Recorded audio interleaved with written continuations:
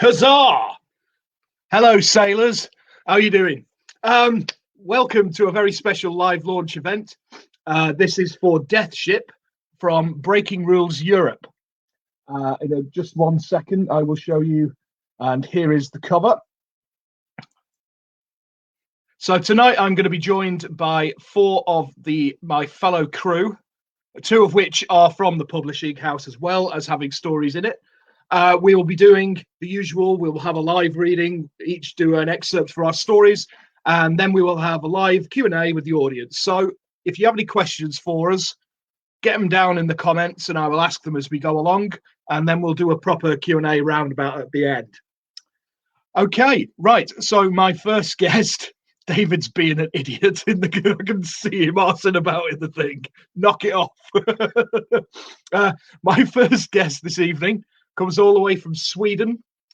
He is one of Breaking Rules Europe, Mr. Christopher Marry Hultman. Hello, matey. Hello. Well, I guess I should say like, hello, sailor. Yeah, hello, like sailor. Yeah. I'm doing fine. Yeah, to keep the carry on tradition and going. Yeah. So, yeah, how long you took this over from another publisher? We did take this over from another publisher, yes. Yeah. So the Mortem, it's part of what you called the Mortem Cycle. Would you like to tell us a little bit about that first? Well, what we wanted to do, I mean, obviously, yes, we took over 3-4 books from, or anthologies, one that wasn't complete, but basically everything was complete. We did have to revamp them and, rearrange some things, but we were asked if we wanted to take these over, and we had the possibility to do so. But we wanted to give everything a revamp, completely new covers, and we wanted to just kind of unify it under the Mortem Cycle brand, which is what we called it. And it's something you can build on. There'll be 3 in the series at least this year. Maybe there'll be some other death series later. We probably have to have some more ideas, Death House was the first one, Death Ship, Death Beyond, which is all kind of space and sci-fi, kind of like, in space, no one can hear you scream, as Spock used to sing back in the day. But I mean, and so it's something that we probably want to build on maybe next year. So if anybody out there in internet land has an idea for like a death series, what a death anthology could be about, Victorian death, I don't know, something like that. I'd be up for that. Yeah, I know you would. Yeah. medieval death. Yeah. Stuff like that. So we'll just look at it. We're looking. I mean, it's been an interesting year for Breaking Rules publishing Europe. I mean, because I was talking to David and Derek, and we brought on Abigail Linhart as well as part of our crew now. Right. That we were just going to do. I think David said we were going to do maybe like 4 anthologies this year. Yes, it's been so much more since then. I think we broke that. Because I remember you saying that at the beginning. You were like, "Oh yeah, we'll just do this, and this," and then all of a sudden, because your adventure series grew from 1 book into 3. Yes, and then you inherited the Mortem Cycle. Yeah, and then we have a couple of other projects that are coming. That we've also inherited. So I mean, there's a lot going on, and we're just going to try to put them out and do the best. We're learning. I mean, we're doing this whole thing is a process. There'll be a couple of errors here and there. It's just because we're learning the process of the whole thing. That's how it goes, isn't it, mate? You learn by your mistakes, don't you? The problem that's the thing. If you make a mistake, it's human error. It's not learning from it that's the problem. Yes, then people who keep doing the same mistake. Well, I mean, the good thing with an ebook is that you at least can you can just upload a new document and it updates automatically. I mean, it's worse when it's a print book, because then you really you're really kind of up the creek when you make a print if there's a print error. But yeah, the ones I've had from you guys have looked brilliant. So yeah. Thank you. Yeah, no, Yeah. I mean, I guess we're kind of doing series now because we had the 3 adventure weights that are coming out, and we have the Mortem Cycle, and who knows what else is going to come out in series form. Yeah. Cool. But I mean, it was interesting. Death Ship is kind of a cool concept. I don't think there's a lot to be done there. I know that the previous publisher kind of had to reject a lot of things because people weren't kind of because it's specifically old sailing ships, not like any old boat. No, it's like a rowboat on the Thames, a barge. Yeah, a barge. Yeah, which is a shame because I've got a great idea for a story in a barge. Yeah, like a really crap British version of Jaws. Yeah. Yeah. Okay, yeah, that could be good. I mean, you could have used it for the mashup because I mean, doesn't Toad ride on a barge? Oh, Toad spends some time on a barge, and you could have mixed that. Yeah, I've run out of bloody words. I ran out of word count as usual, didn't I? Does not bode well. Does not bode well for the Drabble call that we have up. No. It really doesn't. No, Drabble's my kryptonite. Oh, I hate the damn things. I just find them so hard. It's just, Yeah, well. Yeah. But I mean, as David, I think, said, he commented when you were talking about Drabble, is that, I mean, at least you've got the basis for like 5 completely new stories or new novellas. Exactly. Yeah, because that's usually what happens. Yeah. Cool. So your story in Death Ship, you want to tell us a little bit about it and then give us a bit of a read, sir? Yes, actually, yeah. The stories are called The Bell in the Sea. And if people actually don't know that, most of the titles of my stories come from songs. Yeah. The Bell in the Sea is actually a B-side of a Marillion single. Most of your stories are from Bloody Marillion or Fish. No, not really. Fish, yes, but not so many. Yeah, I was going to say at least Fish. I've heard at least 4 or 5 though. Fish. Yes. Yeah. But yeah, no, but I liked, and it's actually The Bell in the Sea itself. The song is based on an old British legend. Nice. of a bell on that's aboard a sunken ship somewhere. I can't remember exactly, but off the coast of wherever in England. Everything's off the coast in England anyway. Yeah. Really. Yeah. So it's an island. Yeah, exactly. You think? So I just wanted to kind of I had this idea, which I've been toying around with for a long time, to do a fantasy story that involved the sea and pirates, kind of. And I had a character already picked out. It's set in my fantasy world because all of my fantasy stories are set in the same world. Just so I know, like, what kind of magic exists in it and what kind of characters. So I kind of created a pirate duck. A black pirate duck, kind of an anthropomorphic duck.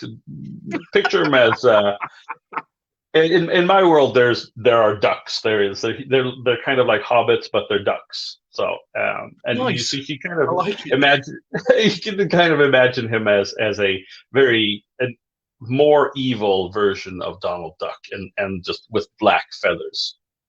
Nice. And his name is Black Doc, and they talk about him in several of my other stories, and I decided I'd give him like his own tale because everybody kind of refers to him as a character, but you never see him. So I thought I'd do it, but then the story kind of shifted from the beginning. It was written for a different anthology, but then the story shifted, and the kind of Black Doc still again became kind of like a side character. He's still part of it, but it's more about his crew. And it's kind of inspired by Ghost Ship, if you've seen that movie. Yes, I have. Yes, yeah. So it has marked similarities with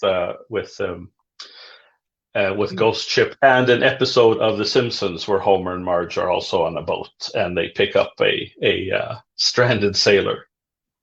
Nice. So it has a little bit to do with that. From eclectic sources, then, sir. Yes. Cool. So that's basically, so it's about a crew a motley crew of pirates that pick up a human child. Cool. and the consequences from Cool. greed, actually. So that's what it's about. Nice. Right then, mate. Do you want to give us a little bit of a taste? Yes, I'll read the two first pages of it. Cool. I will. I'll disappear. Just give me a wave when you're finished. Mm-hmm. Okay then. The Bell in the Sea.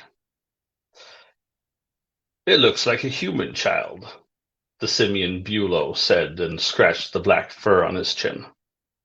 A geet, by the looks of it, Karain, the first mate, replied. Both of them were peering over the railing, looking at the tiny figure dressed in a tattered outfit, face down atop a floating door. Is it alive? Sona, the whisperer, inquired, her steel-gray eyes squinting. It looks like it's breathing, but it's difficult to tell from here, Karain replied. What do we do? Bulow asked and cast a glance over his shoulder, worried that the captain might be close. Take it to my quarters, Karain, also turning around and waved the albino twins, Hampus and Ward, over.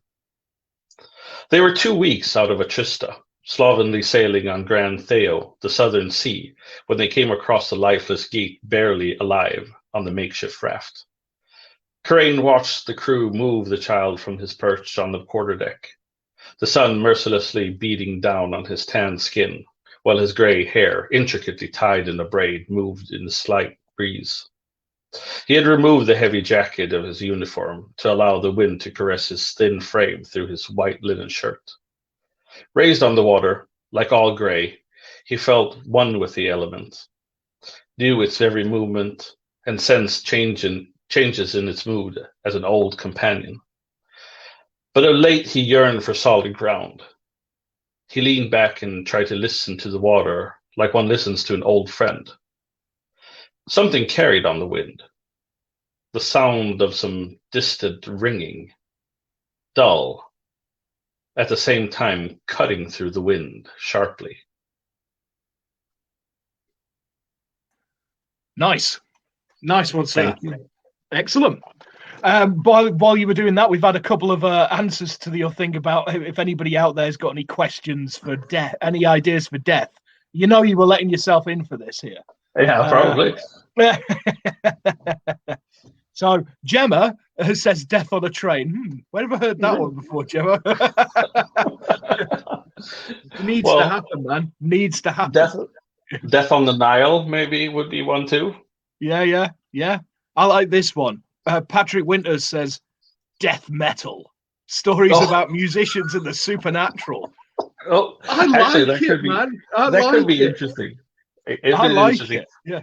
I've kind of pitched an idea for a series, or I was thinking of a series of anthologies based on bands.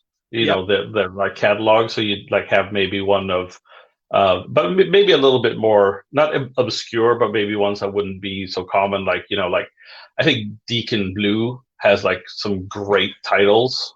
It doesn't have to be about like all the bands that I listen to.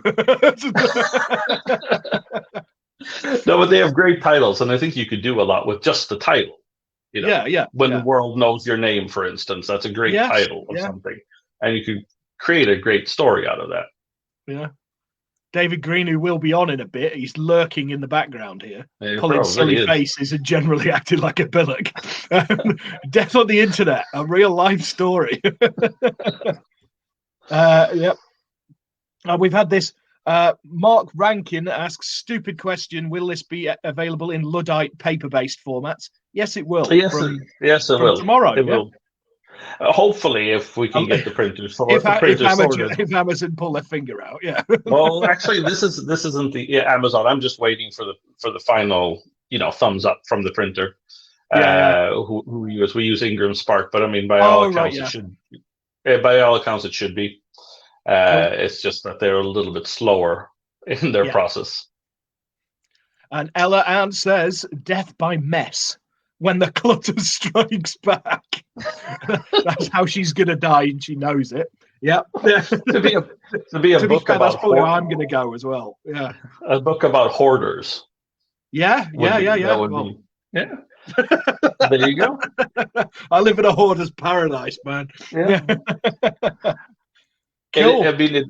It is something to think about. Like a hoarder's anthology would be something that would to be consider. awesome. Because it'd be interesting to see what people would get. Because I mean, like these guys that go in after people die and do these house clearances, they must find some weird and wonderful shit. They really must. Yeah.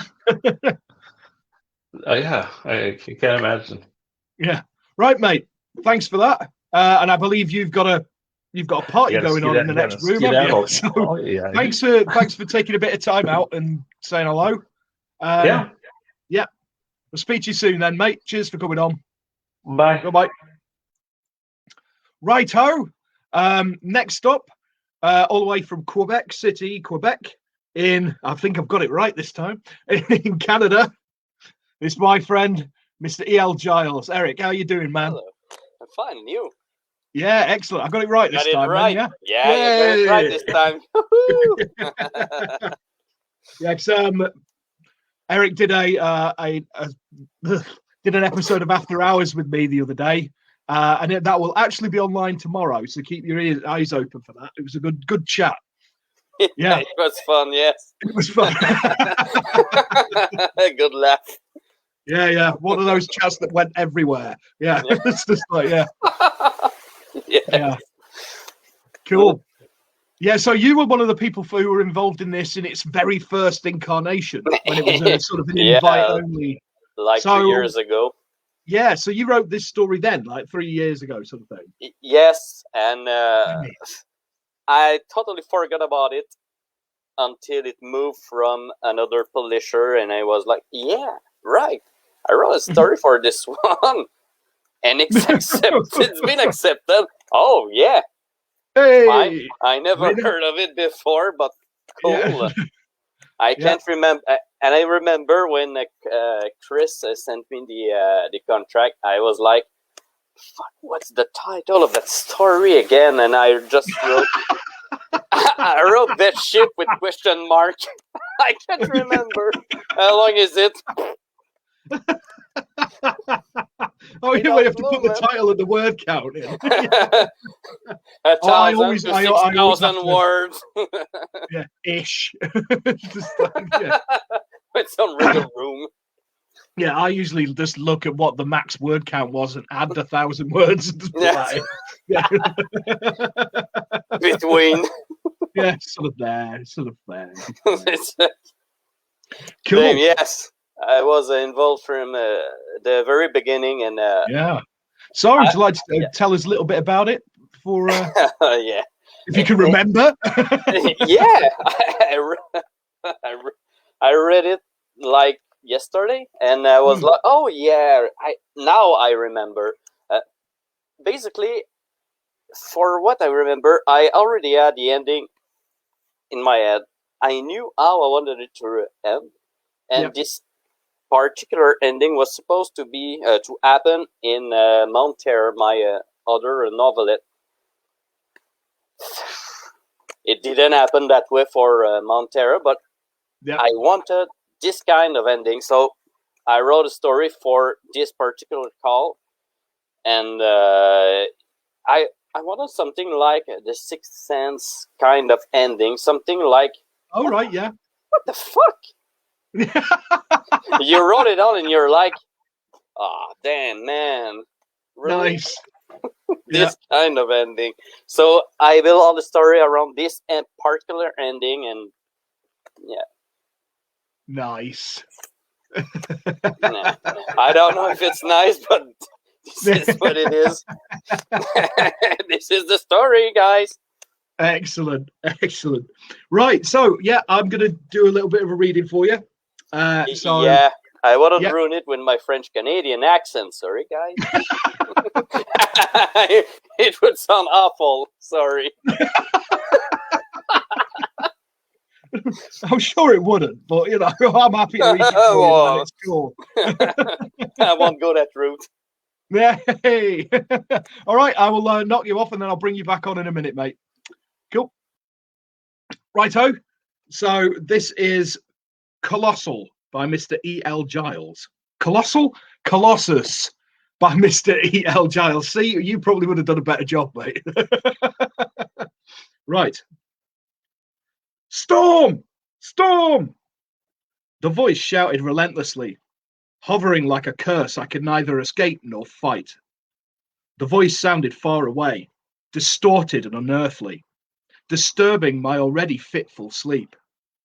Every sway of the cabin and every gust of wind brought on the worst of the nightmares. Sea monsters, giant tentacles hurtling against the side of the ship. I opened my eyes, startled after a particularly loud thump snatched me from my reveries. The door was slamming against the wall, and a cold, sizzling draft of air invaded the room. I had raised into a seated position, rubbing my face, and was getting used to the dim light in the room when I noticed the frame of a man in the doorway, standing still and staring at me. He said nothing. Behind him reigned the deepest darkness I had ever seen. It was as if the ship had sunken into an unfathomable abyss. Yes, I said, regaining my wits after a particularly displeasing chill caused me to tremble uncontrollably. The man stayed silent, which troubled me greatly. I detached the lantern I'd hung beside my cot and waved it before me, illuminating the features of the man. His eyes were black, like two bottomless pits. For fuck's sake. And his skin was so white it was nearly translucent. I didn't recognize him.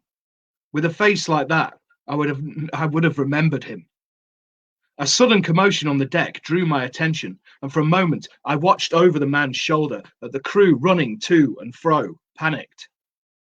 When I watched the man again, he had disappeared, leaving in his wake a strange, baleful aura of mystery.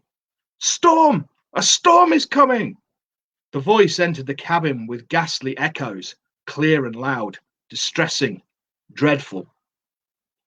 I jumped out of my cot and was greeted by my second officer, Albert Fisher, who erupted into my cabin unceremoniously. I know, I said before he could speak. I ran outside onto the deck where the crew was waiting for my orders. I knew the great Colossus could fight the impending storm, for the vessel had been built to resist every tempest the world could know. Typhoons and cyclones, white squalls and thunderstorms alike. There was nothing the ship couldn't handle, and yet, as I stared out across the sea and all around me, terror began to overwhelm me. What are your orders? Asked Albert, elevating his voice to be heard over the thunderclaps and piping wind. Everywhere, giant cumuli piled up in monstrous mountains of madness, their wombs hosting the chaos that awaited to slaughter us. On all sides, sheets of blinding rain descended, plummeting onto the surface of the sea like boulders falling down a cliff. The noise was deafening, maddening, driving some of the men to clasp their hands over their ears and fall to their knees, unable to bear the pain any longer. We were surrounded by this impenetrable wall, beyond which lightning bolts flared through the sky, illuminating the world around us with cosmic hues of violet and red. I had no options. Stopping and waiting for the storm to pass was useless. We had tried to do so already, and this was the result. We were trapped inside this pandemonium. The crew was exhausted, angry, edgy, desperate. Going back whence we'd come was impossible, and fighting it would be sheer madness. I was beginning to think that a curse floated over the great Colossus. Right. And here he is. Nicely done, mate. I like that. Thanks. Yeah, you had to get the mountains of madness in there, didn't you? Yeah, I had to. I mean, yeah, you had to. Excellent. This has to be done. There's certain things that have to be done. Yeah, no. Very nice, mate. Yeah. Thanks. Cool. Yeah, I look forward to reading the rest of that at some point. Excellent. Righto, let's just have a look. Yep. Nat Whitston loved it. There you go. Thank you. Yeah, David Bowmore, extras. Monstrous Mountains of Madness. Brilliant. See? Had to be done. I don't know. Hello from your aunt. It's Hey, not my answer. Oh, is no, he? Is it's he all mine. right? It's mine. Yeah, there you go, mate. Hello. Excellent, excellent. Hi. Mark Rankin says he loved it, so excellent. Yeah, nice one, mate. I will bring you back on in a bit for the old Q&A. I'll just take you off now, and I will bring you on the next guest. I will bring him on. He's sitting there patiently in the background. Mr. G. Alan Wilbanks, all the way from California, where it is like something like 1 p.m. or something, which is just bizarre. It's 100 degrees out there, and you can't see the sun because half the state's on fire and it's smoky. Blimey. Oh yeah. Yeah, I forgot. It was summer out there must be pretty crazy with all the wildfires and that. Oh yeah. Fortunately, I'm not anywhere that we're going to be at risk of, having to bail out of here anytime soon. But it is kind of odd. You go outside and you can't see the sun. Yeah, I can imagine. Yeah. I remember once we had something really weird over here. We had something like dust cloud or something, and we had like a really weird coloured sun for a while. Yeah. I don't know what that was. I can't remember. That wasn't that long ago. It was about, I say not that long. I mean, it was probably about 10 years ago. I can't remember the cause of it, but yeah, that was weird. It come out of the shop in the middle of the day, and it was like sort of dusk, and it was like, what the hell's going on? It's really thick. There's just kind of an orange cast outside. It's just ugly. I got Chris Banner is also here. Says hello, Southern California. So whereabouts California are you then, mate? Sacramento area, Northern California. Cool. Yep. Oh, we got another one. Ella Ann, another Californianite. I don't know. What would you call them? Cool. So yeah, you're another one who was right from the start of this. Yeah. So, yeah. This story I wrote, I think a little over 3 years ago. And right. When you asked me to be a part of this, I couldn't even remember the name of my story in this collection. I had to go look it up to remember what I had in here. But it's been bouncing around for a few years now. Nice. Excellent. Yeah. So do you want to tell us a little bit about it and then give us a bit of a read? So yeah. Let's try not to give away the ending. Yeah. It's based in the 1800s. So during this time period, steamships have pretty much replaced sailing vessels, but there's still a lot of the old seafaring superstitions going around. And this one is based primarily in the idea that sailors believed that women with red hair were witches and bad luck on board. So that was kind of the general premise. Nice, yeah, because with setting a lot of my stuff in Cornwall, there's a lot of fishermen's tales in mine, old superstitions and all that, and yeah, there's some really strange ones if you look into it, isn't there? But that's one that I've read about before. Yeah, women with red hair are bad luck on a ship. Right. I'd love to know where it comes from. It's probably just somebody just so his wife can't come aboard or something, isn't it? Someone made it up just so he didn't have to take his wife along. Yeah, exactly. That's probably exactly where it came from. Cool. Right, so yeah, are you going to give us a bit of a read then, mate? Yeah, absolutely. Perfect. All right, just give me a wave when you're done. I will. All right. So this is a little piece of my story. It's called Hair of Flame. 2 uneventful days passed since Rose's discovery aboard the SS Spectre. Arthur had all but forgotten about the girl since the initial encounter, knowing his first mate had seen to her care and that she was safely away from the crew and passengers somewhere in the lower holds of the ship. There were other more immediate matters that demanded his time and attention, so as long as the girl did not create a nuisance of herself, he found no cause to give her a second thought. Rose, however, did not see fit to remain in hiding. While attempting to settle a contentious dispute between 2 passengers over the disappearance of a small traveler's chest and its contents, Arthur found himself interrupted by one of the younger crewmen, gasping and panting from his haste to locate the captain. The runner informed him that Rose had appeared in the boiler room of the ship an hour or so earlier and was causing a disturbance among the men. Many of the crewmen refused to continue working in her presence, and 2 had gone so far as to accuse her of witchcraft, claiming she had materialized right in front of them from out of the air.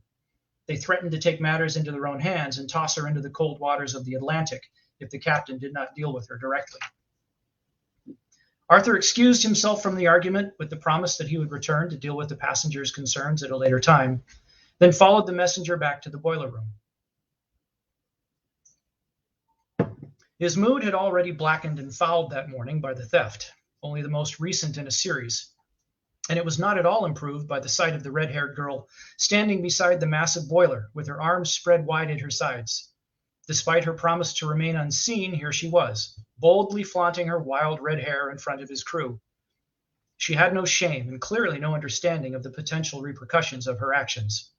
The girl stood motionless, dismissive of the activity around her, her eyes squeezed shut, and a beatific smile spread across her face. "Rose," he snapped, "you were told to stay out of the way. How can I protect you if you don't do as you're told?"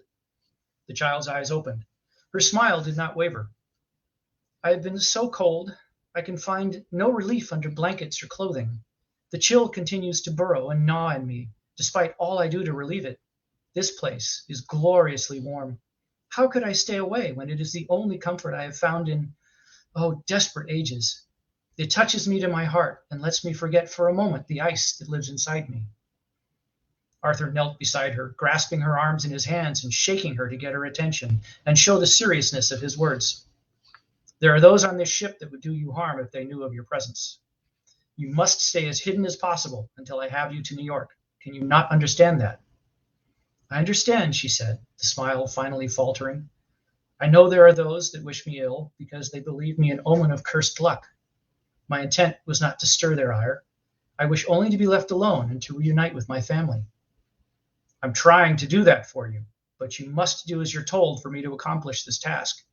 It assists neither of our goals if you insist upon bringing unnecessary attention to your presence on this ship." Rose nodded solemnly. "Thank you for your help, sir."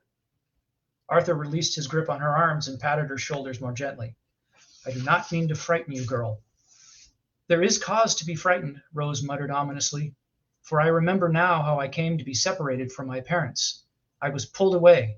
2 men dragged me from the arms of my mother, men who feared my red hair on their ship." "Your parents let the men take you?" Anger and disbelief colored Arthur's expression.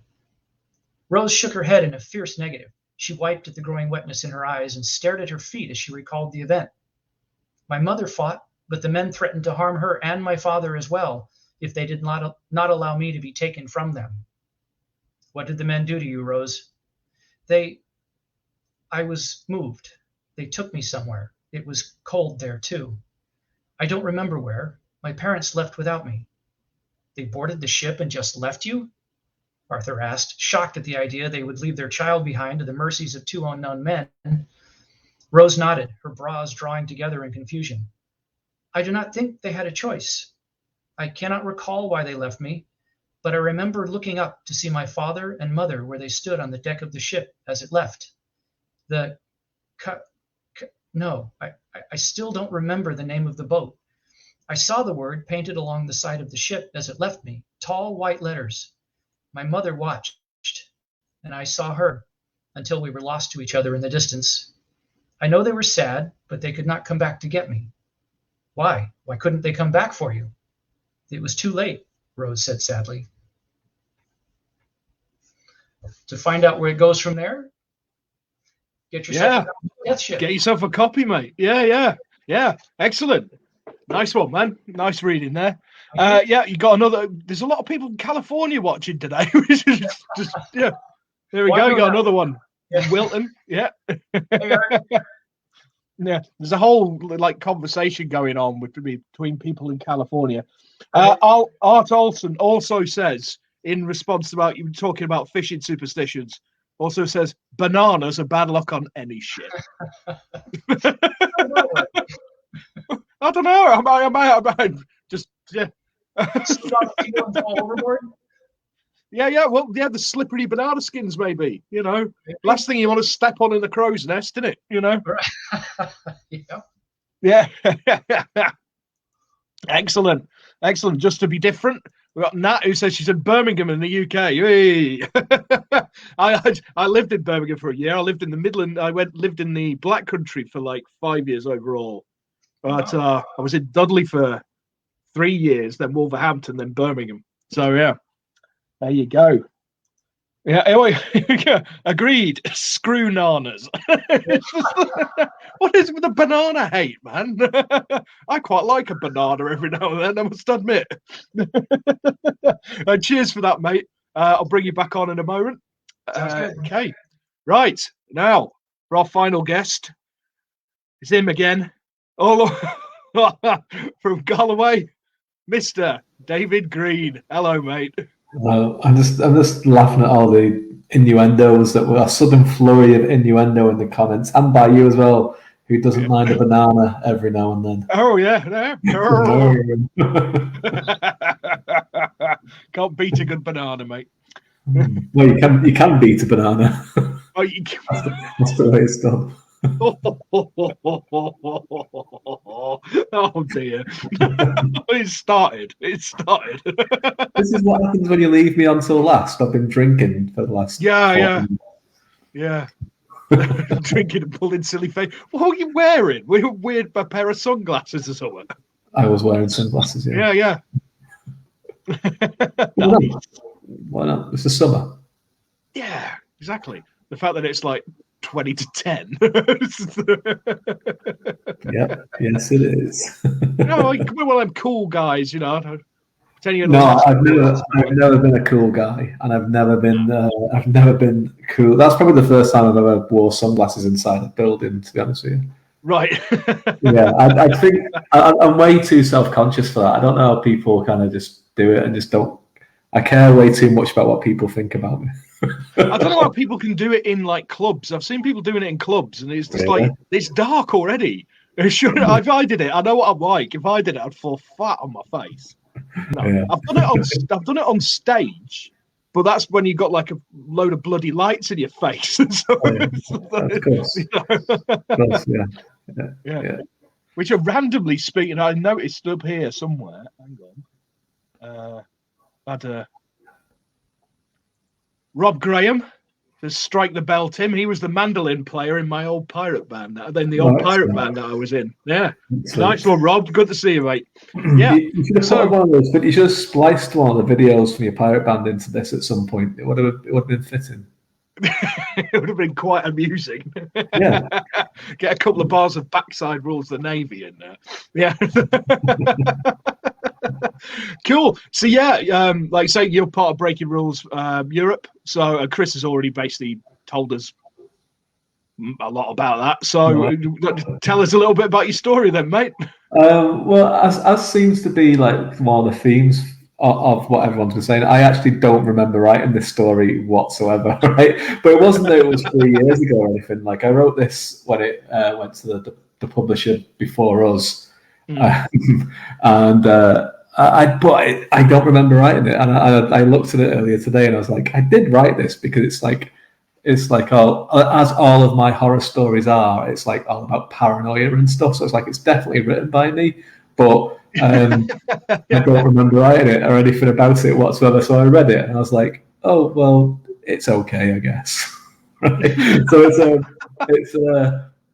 it's about a guy escaping to the new world, as it was known back then, from tragedy in his past, and he is on a boat where they pull on a body they find floating in the water of a child, and everyone on this boat kind of has like a shady kind of past, and nice. The person they pull off. The person they pull onto the ship. You've got innuendo disease, haven't you? The person they bring onto the ship may be kind of has some kind of intuition of all these people's past, and they may all be linked in some kind of way as well. So that's basically what it is. That's pretty much it, really. Excellent. Yeah. You're going to give us a little bit of a read then, mate? I shall, yeah. Excellent. Right. So this is called Across the Sea, which is probably inspired by the song, because I like that song quite a lot. And I obviously couldn't think of anything better, so I just called it after a song that everyone knows. What are your orders, Captain? The voice drifted out of the gloom, a dead sound, flat, empty, like the air didn't want to carry it, wanted nothing to do with the men on Aaron's bluff. The darkness, Captain Lucy muttered to himself, scanning his surroundings from the tiller. Nothing but thick black fog filled his deck, swallowing the souls on board. Couldn't even hear the waves that rocked the ship from side to side. Ain't natural at all. He spat on the deck, an attempt to ward off evil. Too late for that. Captain, please. Captain Lucy scowled, indecision racking his mind. They'd set off from Southampton for the New World 40 days before, aiming for Cape Cod. An uneventful voyage for the most part until that morning. Instead of a crisp spring mist and a biting breeze, black smoke drifted above the waves, the air dead and still. Stifling, too warm for that time of day and year. Now sweat made Captain Lucy's skin slick. It dripped from his eyebrows, clung to his greying beard. He'd taken off his jacket as the fog gathered, grew thick. Unbuttoned his shirt too. He'd sailed to the African Sea on many occasions, down to the equator in the middle of summer. It felt like that now. It shouldn't. The mist had developed into a thick, smothering gloom, revealing only the tiller ahead. Lucy had ordered the lanterns lit. The mist swallowed their illumination. Around him, the Aaron's bluff creaked and groaned as they crawled without sight through the waves. Drop anchor, he commanded, his voice a hoarse whisper. Coughing, he raised his voice. Drop anchor, I said. Echoes of feet slapping on the deck filled his ears as the crew complied. The anchor dropped, spinning until the entire length of rope unspooled. Just as Captain Lucy thought it wasn't enough, that the depths plunged too deep, he heard a yell of surprise as the anchor caught. Instead of lurching to a stop, the boat inched to a halt as it gained purchase, the ship ambling because of the low winds and the still ocean. What now, Captain? His first mate O'Shea called, his voice soft as if he didn't want to disturb the mist. We wait, Lucy replied, turning to where he thought his first mate stood. He couldn't see him. This fog can't last forever. No point navigating where we can't see. We'll sit it out, get our bearings when it clears. Aye, Captain, Lucy thought. O'Shea's voice carried a touch more confidence. The crew needed a show of strength, and he provided it for them by quashing his own doubts. He started when he felt the cold flesh in his hand. Jimmy, the cabin boy, stood at his side, staring up at him with wide eyes. The darkness reflected in them. Christ above, boy, Lucy grumbled, forcing a smile on his face. Almost gave me a heart attack. The lad's tiny hand gripped his fingers. Sorry, Captain, It doesn't matter, sorry. He didn't let go. Instead, his grip tightened. What is this? A show of strength, Lucy thought, gritting his teeth. That's what they need. This boy more than anyone. He glanced around and smiled down at Jimmy, though the darkness almost swallowed his features from sight. Strange weather, no doubt about that, Lucy said with a wink. But nothing your old captain ain't seen before. Odd things happen at sea. That's the beauty of it, eh? Wind she'll pick up soon, and take this gloom with it. Mark my words, lad. Now, until then, stay close. Fog's thick, so no wandering about the deck. Aye, aye, Captain. Lucy started. At first he thought the wind played tricks on his hearing, but then the air sat heavy and dead. Whispers, the voices of many, tugged at his ears, as if they spoke just to him. He couldn't make out the words, but the urgency made his hair bristle. You hear that, boy? He muttered, staring down at Jimmy. The lad didn't need to answer. The alarm etched in his face made it clear he did. Who's out there? A call rang out. O'Shea, the captain thought, his voice coming from the starboard side. What do you want? Another voice, high-pitched on the verge of frenzy. Lucy took a step towards Jimmy, laid a thick arm around the boy's thin shoulders. Stay close to me now, son. The volume of the whispers increased. 100 voices speaking at once, faster and faster, over and over. Lucy gritted his teeth, jammed his eyes closed, and fought the urge to curl up on the deck, cover his head and weep. His ears told him some of his men did just that. They screamed, wailed into the black night. No, O'Shea yelled. An accident, I swear, I didn't mean it. She fell. No fault of mine. A blood-curdling wail ripped through the darkness, followed by a wet tear, like flesh being torn asunder. More screams answered, the voices belonging to Lucy's crew before a violent death snuffed them out. The captain heard it all, that ripping of skin, the wet sound of organs and blood gushing to the floor. He cast around, seeing nothing, hearing everything. Still the whispers continued, building in volume as the dying screams of his men built. Lucy let go of Jimmy, sank to his knees, head resting against the tiller. He banged his forehead against it, then again, harder each time. Pain exploded in his skull, fiery blood dripping into his eyebrows, but he didn't stop, and neither did the screams of the dying, the whispers surrounding him. Until they did. Murderer. The voices turned into one by his side. Vision spinning, Lucy peered to his side. Jimmy the cabin boy watched him, his face twisted into a mocking grin, eyes pure darkness. Murderer, he spoke again, his voice echoing through the gloom. No one knows that, Lucy mumbled, stomach nauseous from his head wound, his throat dry. Another life, a long time ago. Jimmy cocked his head, but that smile widened. Murderer. Smoke billowed from the boy's maw, enveloping Lucy. The captain screamed as 1,000 knives bit into his skin and in his mind. The face of the man he killed appeared, the fellow he'd murdered for coin for ale. He stared into his eyes, ashamed as the light left them. Lucy screamed as his skin tore, and he remembered no more. That is the rest. The rest of it is the rest of the story. Nice. Nice. Yeah, I like it. That's very much. Yeah. Nice, creepy that, Can't go wrong with creepy little kids, can you? You cannot go wrong with creepy little kids unless you live with one.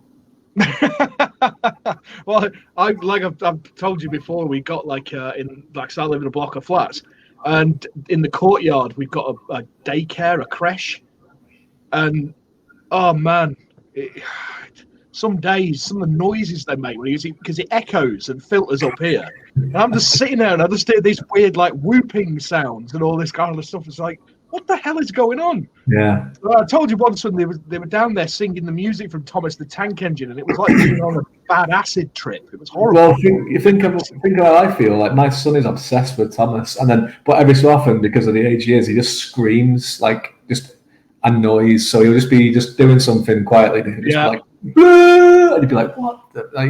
Just has he been possessed by the devil or something? And I think that's it, isn't it? When kids reach these terrible twos, isn't it? That's when they're going to get possessed by the devil. yeah. They probably spend most of their life possessed by the devil, to be fair to them, but yeah. Chris Banner says the joys of parenthood. There you go. Maybe I'm remembering more of this story now, and that's where some of the inspiration came from. Mark Rankin says spellbinding stuff. Yeah. Thanks. Nat says amazing atmosphere, and she loved it. Yeah, I think that's how you pronounce that. I don't know. Loved it. Love. There we go. Love. Yeah. Further up here, we said Adrian Fletcher said that you lie about your own coolness. I don't tell any lies. Yeah. No lies. Okay. Excellent. Thanks very much. Yeah, I will take you off for a minute and bring you back on when I've done my little bit. Have fun. And I will. Yeah. Geared up for it now. Yeah. Right. Yeah. So, like I said, at the top of the thingy-bob, I forgot the ability to talk today. The top of the thingy-bob, at the top of the broadcast, we will be doing a Q&A. So, if you have any questions, get them down in the comments. I've noticed a couple. I will get to those as we go along. So, yeah, my story is called Becalmed, and the title kind of sums it up. Really, it's a ship that becomes becalmed and assaulted by some really weird stuff. I can't write blurbs. Some weird stuff happens, man. So that's pretty much it. I got into this late when it was to the previous publisher, and it was sort of like a short window because they needed some stories. So I rattled this off quite quickly, yeah, I'm quite pleased with how it came out. Considering I wrote it so quick, I'm really quite pleased with it. Excellent. Right, so yeah, I will just go ahead and read you a bit. Be calmed. How long are we going to be stuck here, bobbing around like a blasted boy, Captain? I'm expected back in Cornwall in 3 days. I stand to lose a lot of coin if I don't get my package to Bettles Cove in time for the auction. Captain Jenkins sighed. His passenger, Rupert Lexington Brown, had been moaning ever since they'd set sail from Kingsport, Massachusetts. What do you expect me to do, sir? Climb up and blow in the blasted sails? It's not my fault there isn't any dratted wind. Rupert puckered his mouth in indignation. There's no need to be curt, Captain. I just want to know how long we will be stuck here. My employer will pay handsomely if you get me there in time. Look, Captain Jenkins rounded on his cantankerous passenger. How the devil do you expect me to know? We're stuck here until the wind blows again, and moaning at me about it isn't going to make it blow any quicker. Neither is waving your employer's money around. Now, if you would excuse me... Muttering under his breath, Captain Jenkins turned and stalked off down the deck, leaving Rupert with his mouth agape. The sun was beginning to set, sinking towards the sea at a steady rate. Oranges and yellows danced on the top of the still waters.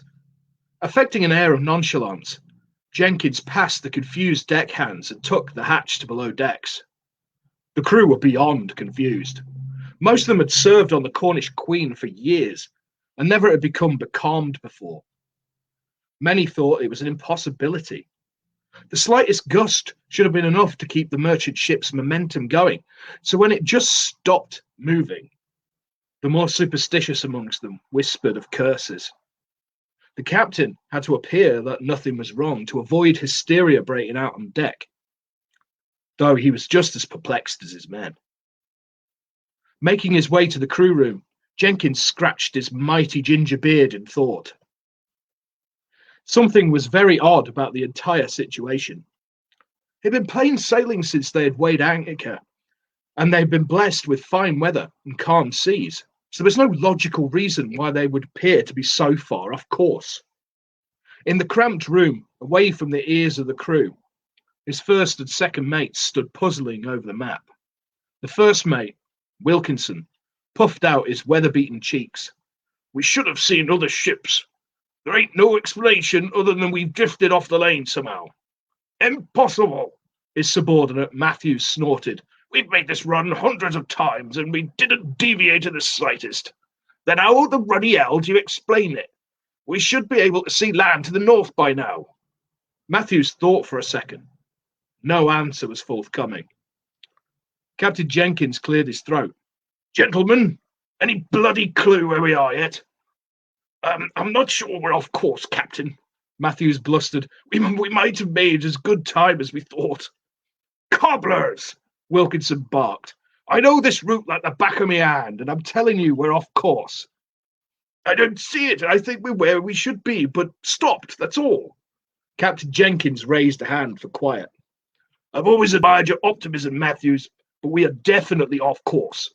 I don't know how it happened, but I need you to figure out where we are and get us back on course. So if you can stop bloody squabbling for 5 minutes, I'd be most grateful. Suitably chastised, Wilkinson and Matthews told the captain everything they knew about their current situation, which, admittedly, wasn't much. They talked for 15 minutes, but made little headway. At the end of the day, they could discuss the maps as much as they liked. Without any wind, they weren't going anywhere. I don't understand it, Captain, Matthews confessed. The Atlantic is one of the windiest places on Earth. How could there be no wind? Aye, Wilkinson added. The sea's as flat as a table, too. 'Tain't natural. Now, Wilkinson, Captain Jenkins smiled.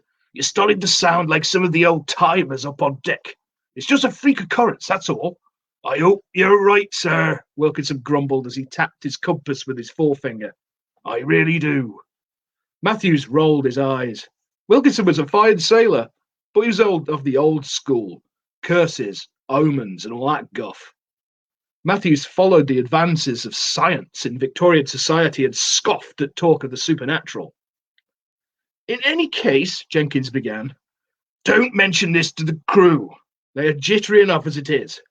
As if to put an exclamation point on this statement, a commotion broke out above them, and one deckhand called down for the captain. What now? Jenkins scowled. You two had better come with me. We may have to give them an extra rum ration to calm their nerves. Right. Wrecked my throat doing the stupid voices. Okay, yeah, that was an excerpt of Be Calmed. Right. So I will now bring on the bring on the rest of the guests again. Okay, first we'll bring back Mr. Green, Mr. Giles, and Mr. Wilbanks. Right-ho. Excellent. Yeah, thanks for that, guys. That was great fun. That was great readings there, guys. Right-ho, we've got I have seen a couple of questions, so we'll just kick straight into one of them. I love this one. It's got to be this one first. From Patrick Winters. He says, question for the authors. What supernatural forces would you like to see pitted against Popeye the Sailor Man? Now, I'm just going to go for it and say Dagon. Of course. Of course. Yeah. No, but I think, obviously, Cthulhu, it wouldn't be a fair fight. I mean, Cthulhu's like enormous. But, you know, Popeye may have a chance of against Dagon. You know, you at least get a couple of right hooks in before he gets eaten. You know, before he gets picked up and munched. But, you know. That's like, yeah. Anyway, over to you, David. I would think of like some entity that feeds on spinach, and it's like a race against time to rescue all the spinach in the world. Because obviously that's where Popeye gets his power and strength from. Yeah. Well, about the spinach, he's just a regular sailor man with a crippling speech impediment. So, like, you know, when he has the spinach, then he's bad smoking habit. Yeah. A really bad smoking habit, and unusually large forearms as well. That he really should get checked out, I think. Because like you look at them from the wrist to the elbow, and they're not in proportion. They're in his biceps, right? Yeah. I've been to the Popeye Village in Malta as well. You know where they filmed the movie in the 80s? It's still there. The set on this cliff. Just go around and there's people dressed up. There's like Maltese people dressed up as like Popeye and Bluto and all these people. It's brilliant. Awesome. It's so much fun. But yeah, that's what I would do. Some mysterious supernatural spinach eating entity, and that's what it is. Well, it could be something like, you know, because like the sea snails, because they eat all that kind of algae and all that kind of. So it's like a gigantic mutant sea snail. There's like a plague of them or something. They're just attacking. Oh man, yeah. Spinach reserves everywhere. Yeah. That's what. Have you read I've forgotten the damn name of it now. Okay, Eric. Yes, I have read that. Yes. Yeah. Over to you, Eric. Popeye fighting Tulu, tentacles by tentacles. Yeah, there we go, man. Gotta be done. Yeah. He would die. Yeah. After some time. Of course he would. The guy is all about forearm. What to do with that? If literally just pull him off. It's kind of useless.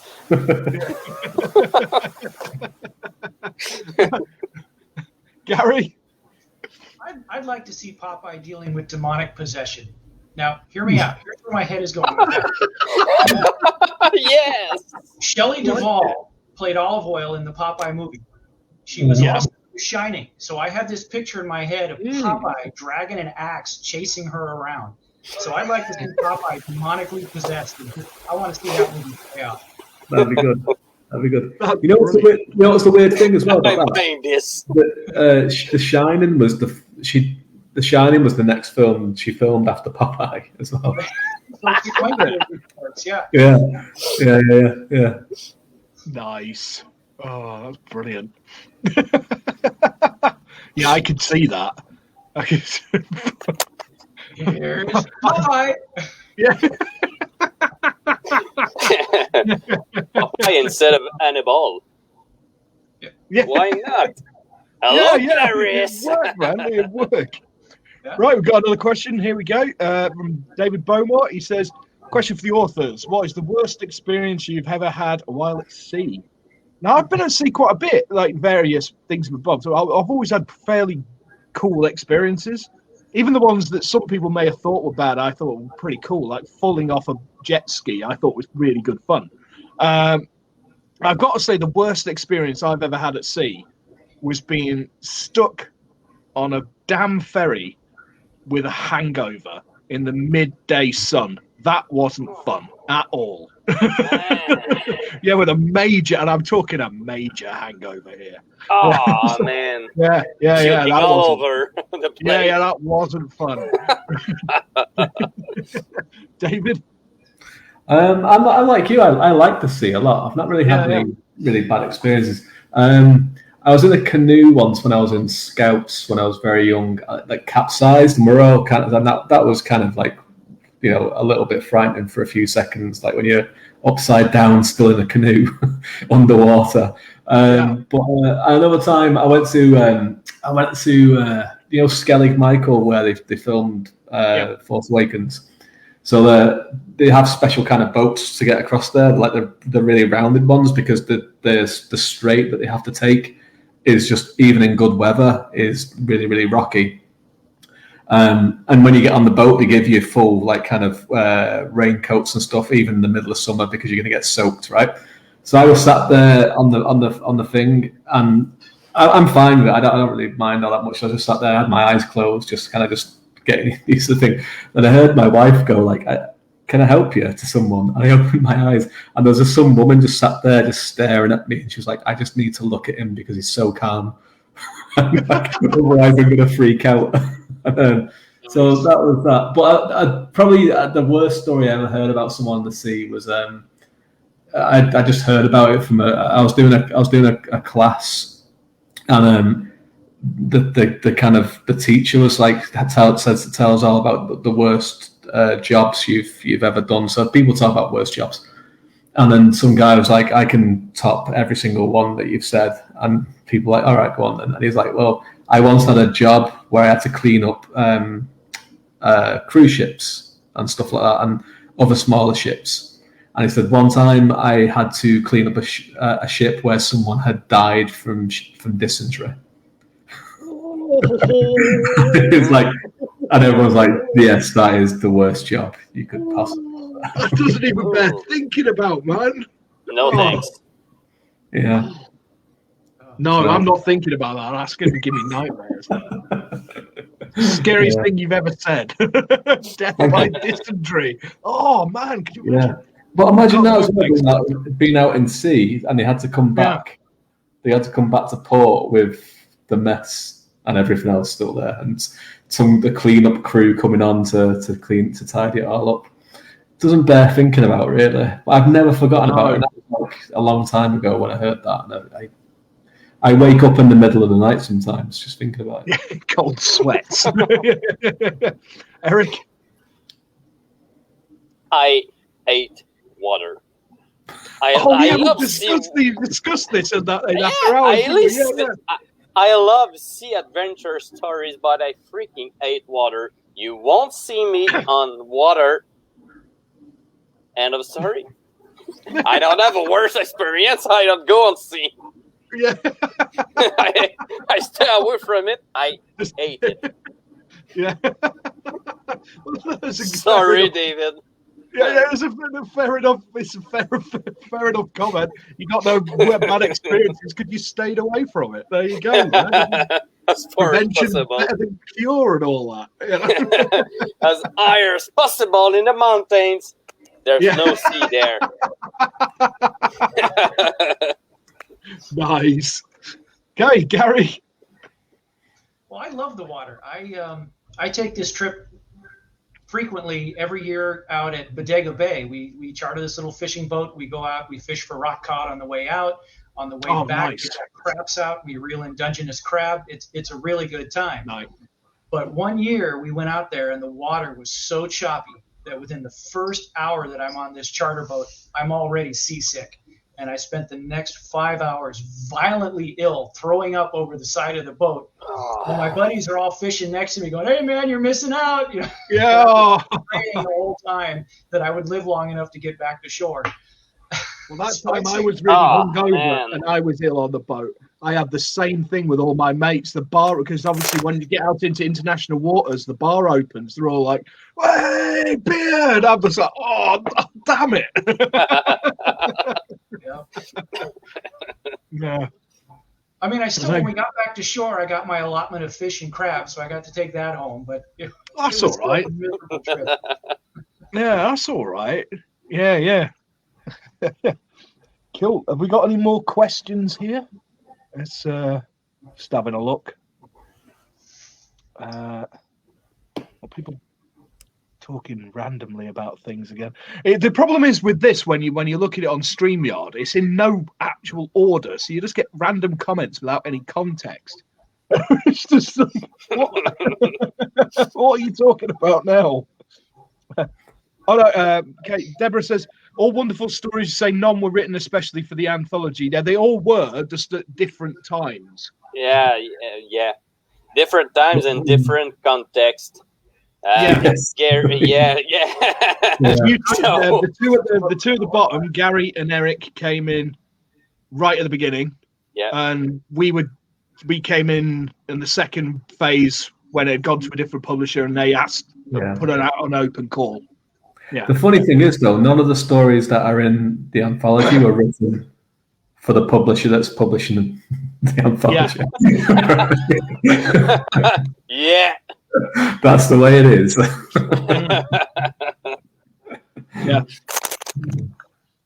Yeah. Mark says, "All hail Cthulhu." Yes, indeed. Yeah.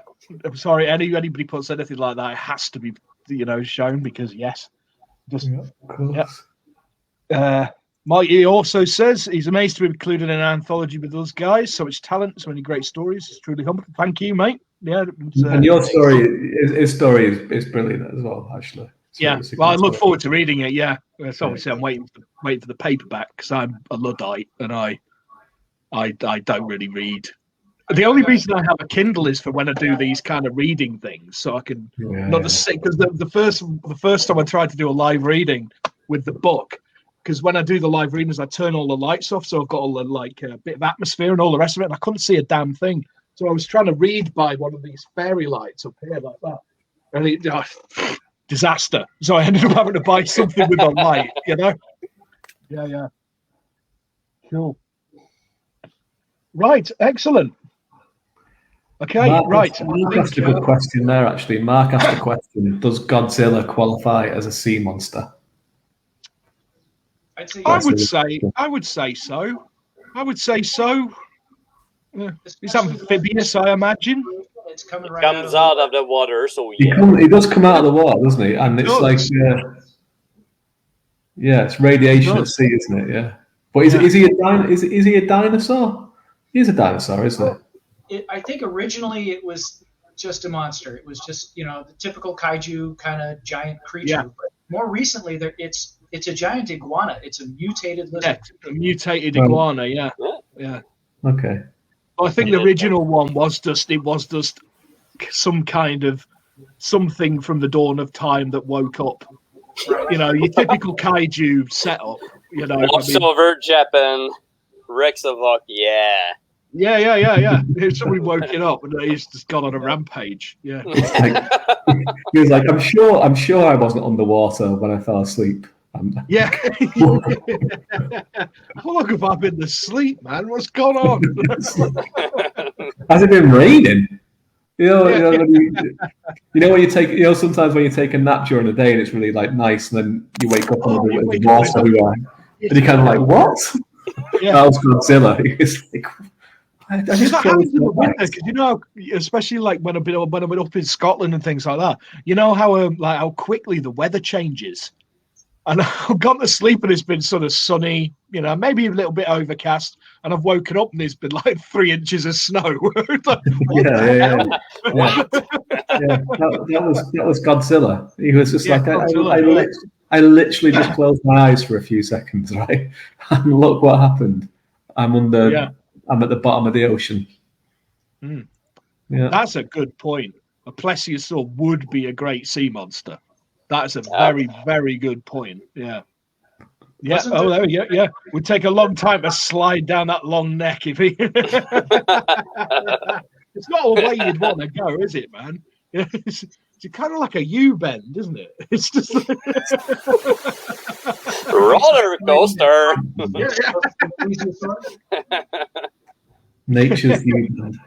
Nature's U-bend. I like that. That'd be a great name for a band. U-bend. No, welcome on stage live. Nature's U-bend. I love it.